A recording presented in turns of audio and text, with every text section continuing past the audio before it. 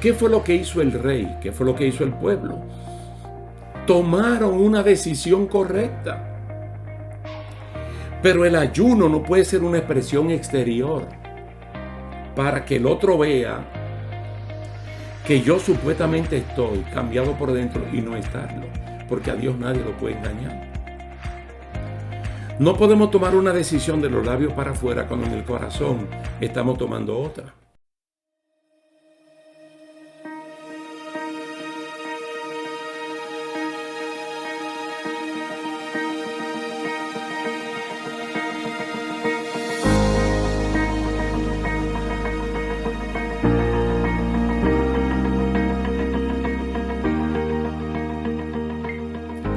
Muchos saludos, Dios me le bendiga, Dios le guarde, estimados hermanos, amigos, que hoy nos vemos una vez más en esta serie de estudios bíblicos entrenados para vencer. En el día de hoy queremos hablar de quietos en el día de la angustia. Quietos en el día de la angustia, tranquilo en ese momento. Y yo creo que es uno de los entrenamientos más grandes que Dios nos da, porque aquí tenemos que bajar las manos, los brazos, para depender única y exclusivamente de Él.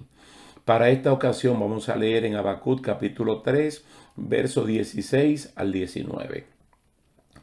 Repito, Habacuc capítulo 3, verso 16 al 19. Oí y se conmovieron mis entrañas. A la voz temblaron mis labios. Pudrición entró en mis huesos, y dentro de mí me estremecí. Si bien estaré quieto en el día de la angustia, cuando suba al pueblo el que lo invadirá con sus tropas.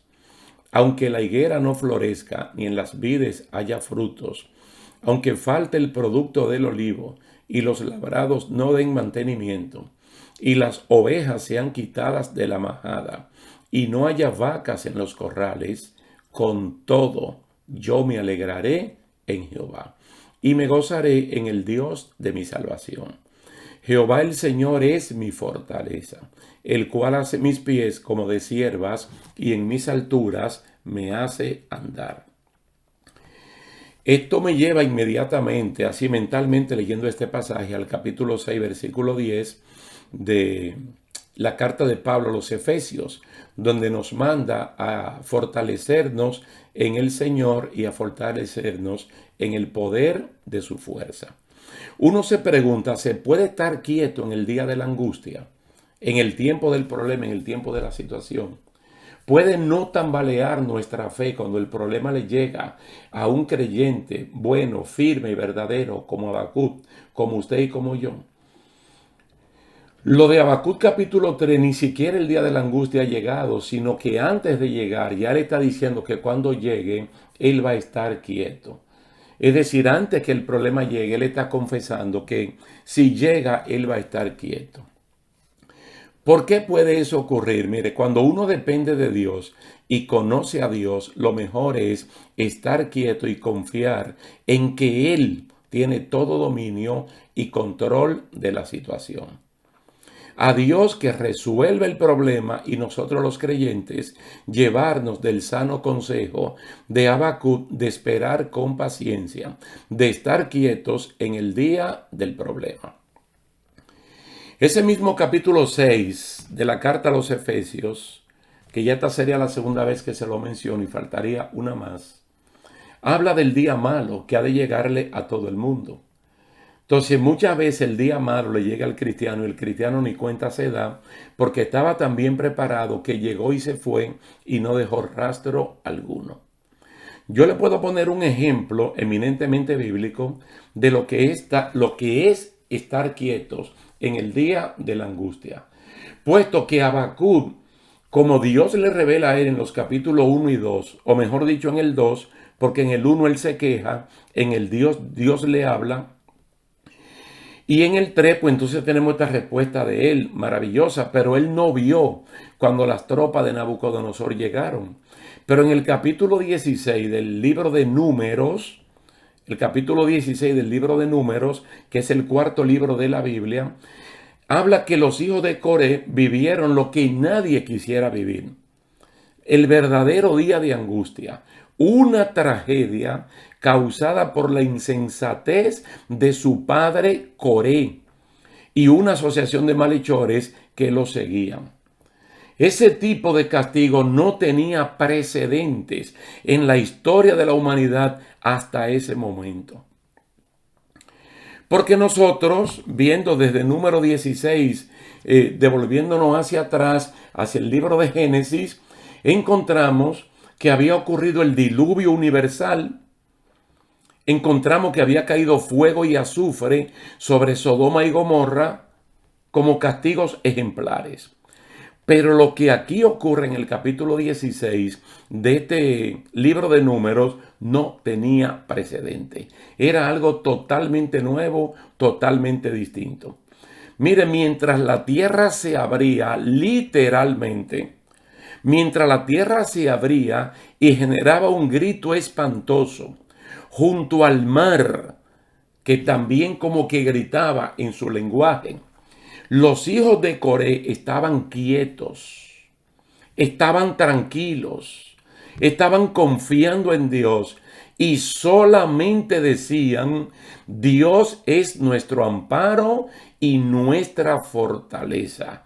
Dios es nuestro pronto auxilio en las tribulaciones.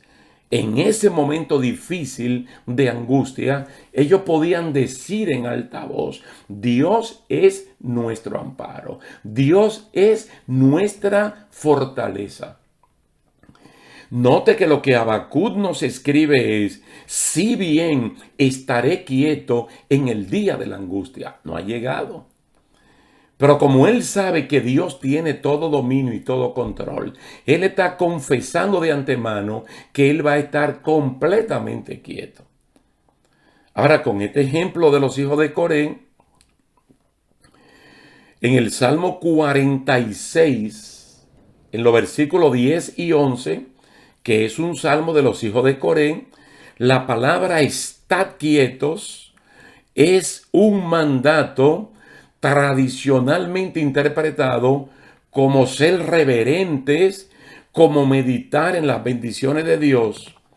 Y aunque es una buena práctica cristiana el meditar en la bondad de Dios, el estar reverentemente quieto, reverentemente tranquilo, estad quieto en este verso del Salmo 46, fue en realidad un mandato equivalente a decir: deja de luchar. El verbo hebreo significa cesar, hacer las paces, rendición, detener, desistir, soltar tus armas. Se nota claramente que este salmo fue vivido completamente por los hijos de Coré, como está narrado en Números capítulo 16. Ahora, ¿qué pasa en Números capítulo 26? Los versículos 10 y 11. Escuchen esto como dice, pero tomen nota, porque hay algunos que les gusta anotar los textos bíblicos para luego por sí mismo leerlos. Números 26, 10 y 11. Y la tierra abrió su boca y los tragó a ellos y a Coré. Aquel grupo murió cuando consumió el fuego a 250 varones para servir de escarmiento. Mire cómo resalta el versículo 11. Mas los hijos de Coré no murieron. Mas los hijos de Coré no murieron. Extraordinaria la palabra del Señor y cómo nosotros podemos aprender de ella. Entonces, podemos ver que Habacuc es un hombre que se aferra a Dios después de presentar dos quejas por las cosas que sus ojos veían. Es decir, si en algún momento ustedes pueden leer el capítulo 1 de Habacuc, van a encontrar que hay una queja legítima de él, porque él le dice a Dios por qué le permite ver que un pueblo apartado como el pueblo judío, el pueblo hebreo, digamos pueblo escogido, se porten como si fueran impíos. Entonces ahí es que el Señor le habla en el capítulo 2 de cómo los va a corregir con una nación más mala que ellos, y luego a esa nación mala, entonces también Dios la va a juzgar por sus hechos. En este capítulo 3 pide misericordia. Hay alabanzas por el poder de Dios y una fuerte confesión en la suficiencia de Dios. Él dice, estaré quieto en el día de la angustia, cuando suba al pueblo el que lo invadirá con sus tropas.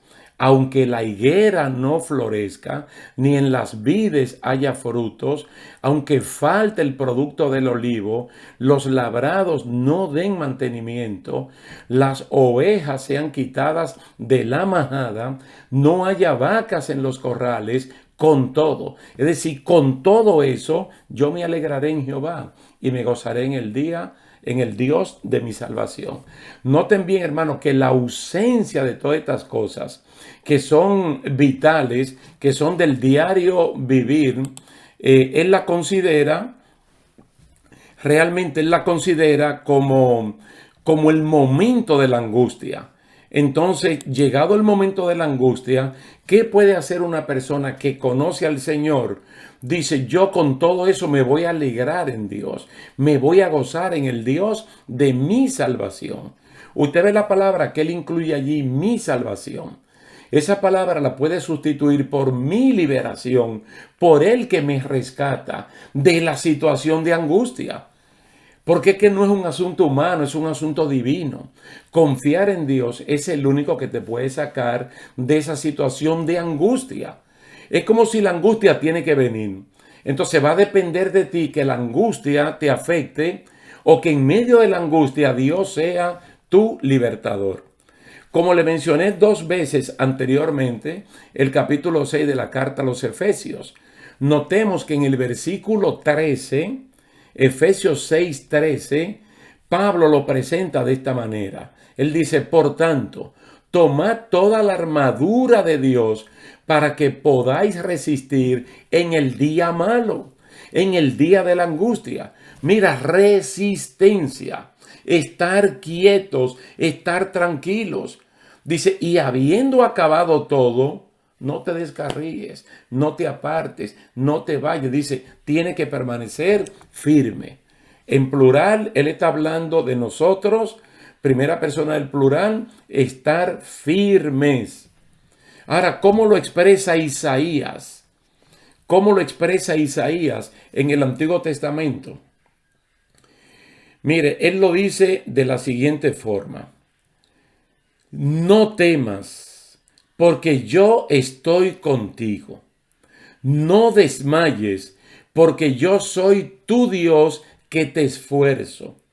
Siempre te ayudaré, siempre te sustentaré con la diestra de mi justicia. He aquí que todos los que se enojan contra ti serán avergonzados y confundidos. Serán como nada y perecerán los que contienden contigo. Buscarás a los que tienen contienda contigo y no los hallarás. Serán como nada y como cosa que no es aquellos que te hacen la guerra. ¿Por qué? Porque yo Jehová soy tu Dios, quien te sostiene de tu mano derecha y te dice, no temas, yo te ayudo. Bendito y alabado sea el nombre del Señor. Noten, hermanos, que de una manera, a propósito intencional, nosotros estamos conjugando a Habacuc con Pablo en la carta a los Efesios e Isaías también. Entonces, ¿qué es lo que nosotros encontramos en 3 escenarios distintos, pero manteniéndonos en el escenario de Habacuc capítulo 3, que uno tiene que estar quieto? Uno tiene, como dice la definición de estar quieto en hebreo, bajar los brazos, rendirse, porque no somos nosotros el que va a hacer el trabajo, sino el Señor. Todo esto indica a que nosotros debemos estar quietos, estar tranquilos y que sea Dios que haga la obra. Muy bien que el trasfondo en Habacuc capítulo 3 es de una nación sanguinaria que viene para Dios utilizarla como el instrumento de juicio y de castigo para su pueblo. Pero también el estar quietos no necesariamente tiene que ser por la venida de un ejército enemigo. Puede ser por una circunstancia que se te presente cuya solución escapa de tus manos y que entonces tiene que depender 100% de Dios. Porque hay muchas cosas que Él nos facultó para que nosotros la podamos resolver. Hay diferentes tipos de problemas que se pueden presentar en nuestras vidas que nosotros tenemos capacidad, facultad de parte del Señor para lidiar con eso. Pero hay otro tipo de situaciones que nosotros realmente nada podemos hacer. Entonces, ¿qué tenemos que hacer? Confiar en el Señor. Yo sé que en algún momento, en esta línea de estudios bíblicos Entrenado para Vencer, nosotros hemos tenido que ir varias veces a primera y segunda de Crónicas. Y en algún otro estudio hemos mencionado el caso de segunda de Crónicas capítulo 20. Y nosotros allí hablamos con el título ¿Qué hacer cuando uno no sabe qué hacer? ¿Qué hacer cuando uno no sabe qué hacer? Ese qué hacer cuando uno no sabe qué hacer te lleva directamente a Habacuc capítulo 3. Te lleva directamente allí, a la porción que nosotros hemos estudiado en este día. De estar quietos en el día de la angustia y confiar solamente en Dios. ¿Qué hace el rey en segunda de Crónicas capítulo 20? Cuando él no sabe qué hacer como rey, como comandante en jefe de las fuerzas armadas de su ejército, como el monarca que tiene a su disposición recursos económicos, recursos humanos y otro tipo de recursos hasta bélicos, pudiéramos decir, cuando él sabe que con ninguna de esas cosas puede resolver el problema que se avecina, entonces él va donde Dios. Y él dice, nosotros venimos a ti porque no sabemos qué hacer. Pero la manera como se presenta delante de Dios, ni siquiera se presenta como rey. Se presenta como un ser humano común y corriente, con quebrantamiento de corazón, en aflicción, en ayuno y en oración. Está buscando una respuesta con la persona adecuada, con aquel que realmente puede resolver esta situación. Ahora, Dios inmediatamente responde. Y Dios responde por una persona que para saber quién es, hay que mencionar el nombre de su papá, el nombre de su abuelo, el nombre de su bisabuelo, el nombre del tatarabuelo y de los chosnos de ahí en adelante. Porque era una persona desconocida. Dios puede utilizar el vaso y el instrumento que él quiera. Y este hombre se levanta diciendo, dice Dios, que esa amenaza ya de ahí no pasa. Es decir, no se va a concretizar. ¿Por qué? Porque hay un hombre y hay un pueblo que ha buscado de Dios y está tranquilo.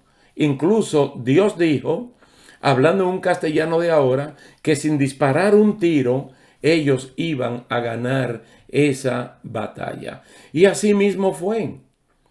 Incluso ganada la batalla, como dice el texto que leímos en Efesios, capítulo 6, versículo 13, que después de haber terminado todo, permanecer firme, entonces estas personas hicieron una confesión de que ellos iban a buscar a Dios todo el tiempo. Porque antes de esto ellos habían abandonado el templo de Dios, habían abandonado la ley de Dios y habían abandonado los sacrificios. Es decir, ni se congregaban, ni alababan, ni estudiaban la palabra del Señor.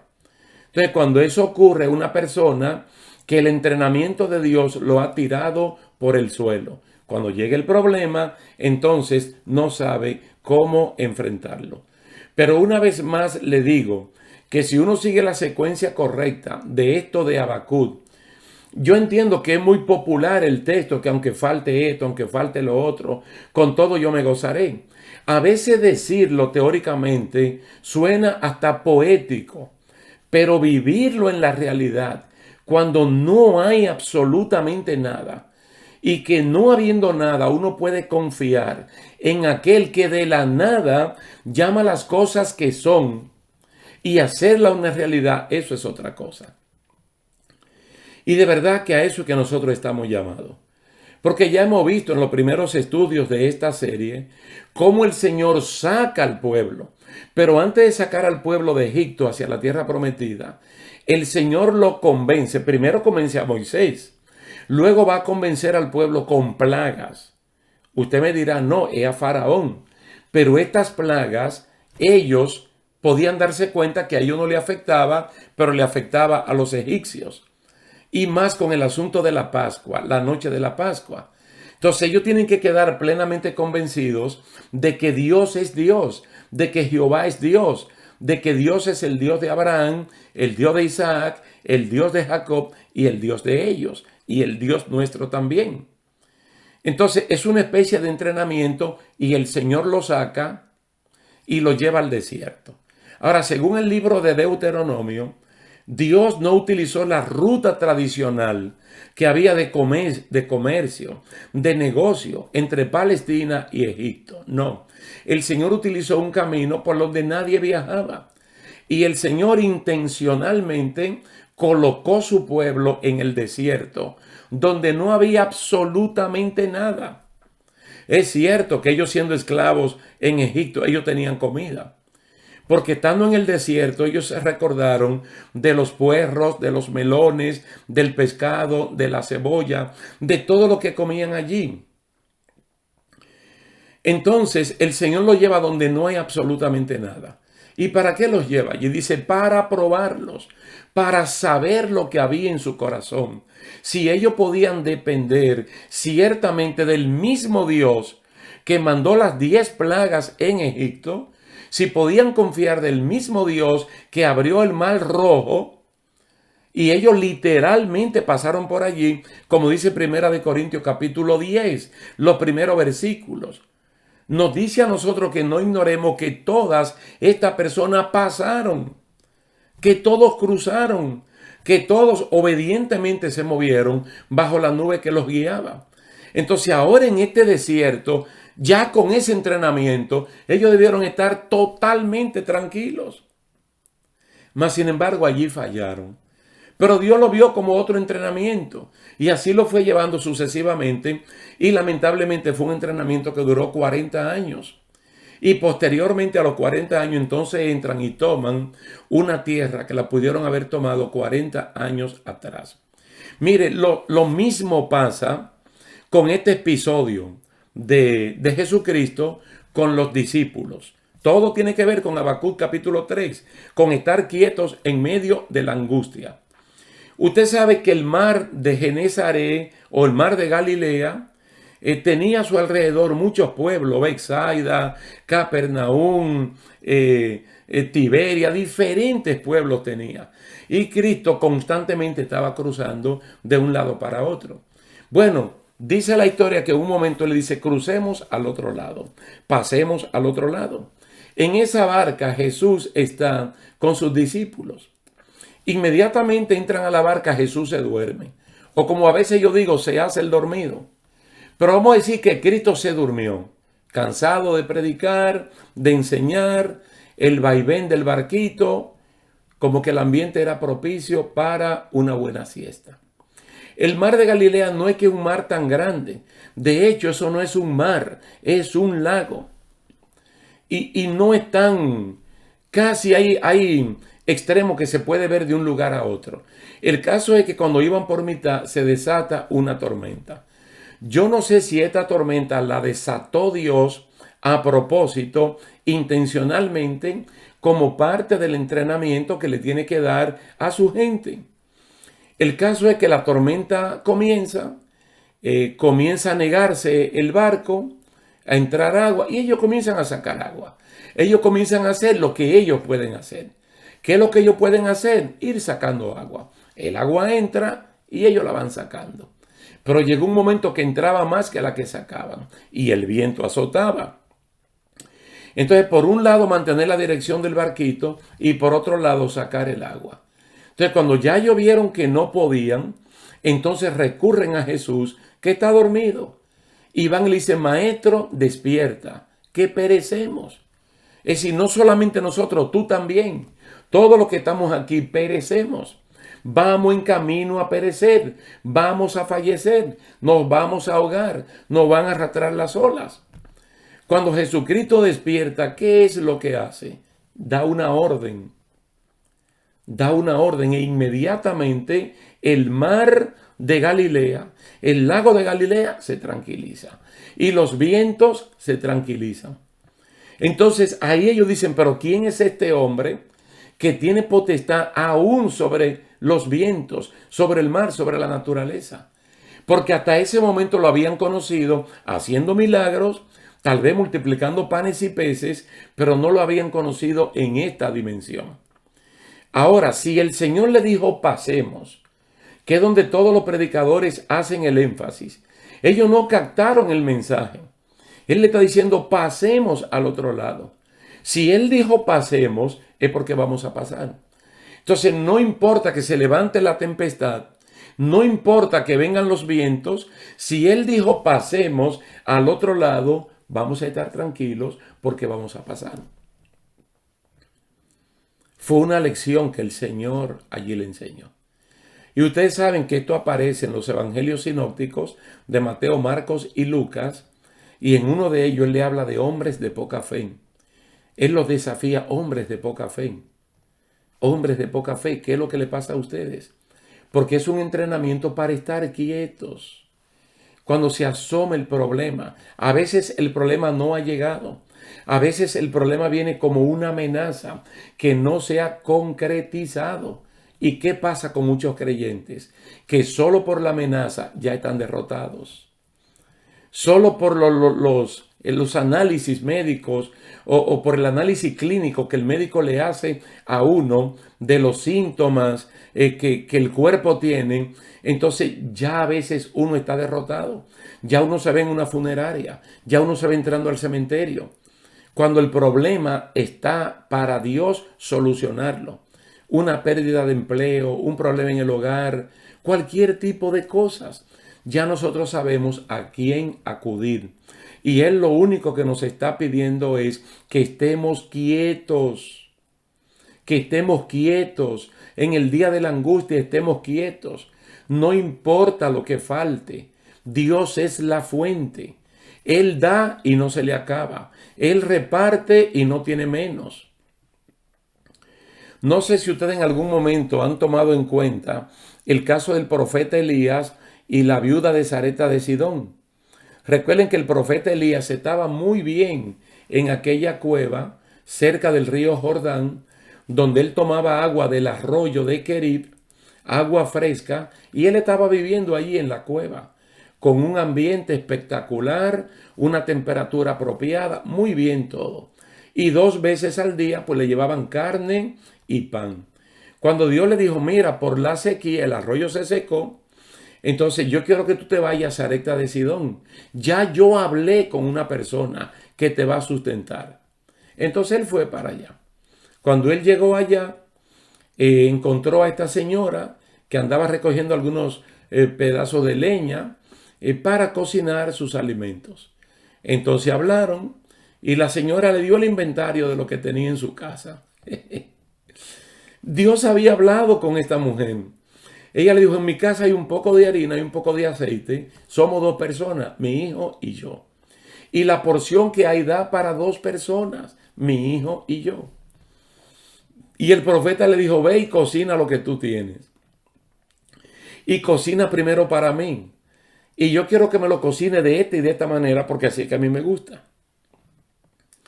La mujer lo hizo así porque Dios había tratado con ella. Entonces, en medio de una situación así, esta mujer estaba quieta. Ahora, ¿qué es lo que dice la palabra del Señor? Desde ese momento hasta que perduró la sequía, no olviden que fueron 3 años y medio. 3 años y medio que no cayó una gota de agua, que no hubo agricultura, no hubo cosecha. ¿Qué es lo que dice la Biblia? Que no escasearon ni la harina ni el aceite. Y es el video que a mí me gustaría ver cuando estemos en el reino de los cielos, cómo esta señora o metía el envase o vaciaba eso, lo poco que tenía, y eso se quedaba igual. Se quedaba con la misma cantidad. La misma cantidad de aceite que ella tiene al principio, la tiene al final. Y ese día comen para todos. come ella, come su hijo, come el profeta y probablemente uno de los hijos de los profetas que regularmente andaba con Elías o con Eliseo. Entonces la señora, que es lo que está quieta, porque es que en esa quietud, hermano, es que crece la confianza. Cuando ya uno sabe que por uno no puede, sino que uno puede por Dios, entonces todos nuestros recursos espirituales lo utilizamos en la misma dirección, en la fe, en la confianza con la cual nos acercamos al trono de la gracia de Dios. Wow, pero qué tremenda bendición poder decir: en el día de la angustia yo voy a estar quieto. Pero en el día que no es de la angustia, tú tienes que estar quieto también. Porque el Señor lo que quiere es que confiemos en Él. Es precioso en Hebreos capítulo 4, porque Él dice, mira, que nosotros ahora tenemos una persona en el cielo que sabe de nuestras necesidades, porque Él se hizo un humano como nosotros. Él dice: acerquémonos confiadamente al trono de la gracia para encontrar gracia para el oportuno socorro, para estar tranquilo esperando solamente en el Señor.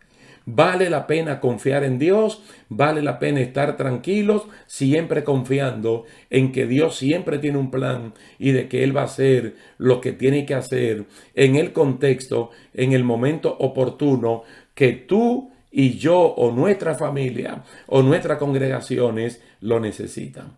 Vamos a dejarlo hasta aquí, dándole la gracia y la gloria y la honra a nuestro Dios, y yo personalmente le doy las gracias a ustedes por la atención prestada. Dios me le bendiga, Dios se le guarde y hasta la próxima.